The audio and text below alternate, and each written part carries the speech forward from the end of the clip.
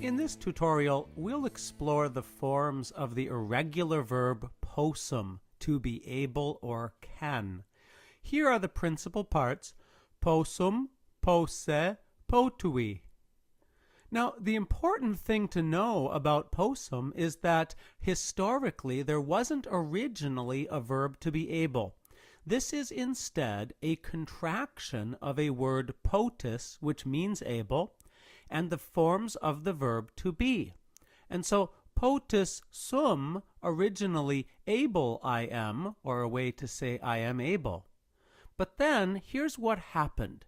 It contracted from potus sum into potsum, and Latin doesn't like the combination of a T and an S. So what Latin did is it converted that TS into a double S, and so potus sum became possum, now written as one word. But you see here, the forms of the verb to be, sum es est, summus estis sunt, are still contained everywhere in this irregular verb.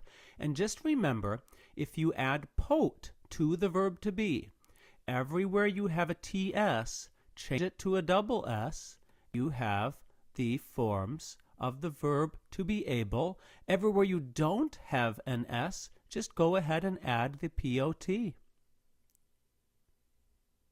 Here's how the verb to be able works. Just like the verb wolo, to want, you'll frequently have an infinitive complement telling you the thing that someone is able to do. And so quoquus cenam optimam parare potest.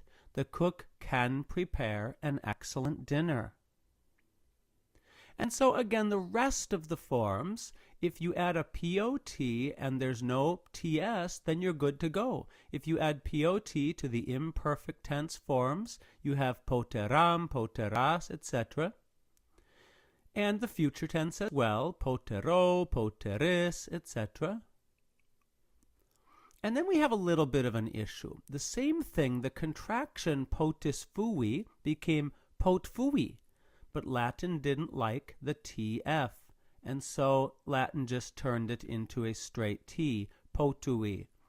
And that is how we then have, from fui, we have the forms potui, potuisti, etc. And otherwise in the perfect system, all you need to do, remove the I from the third principal part, and you add the imperfect tense forms for the pluperfect, and the future tense forms of the verb to be for the future perfect, except, of course, errant instead of erunt.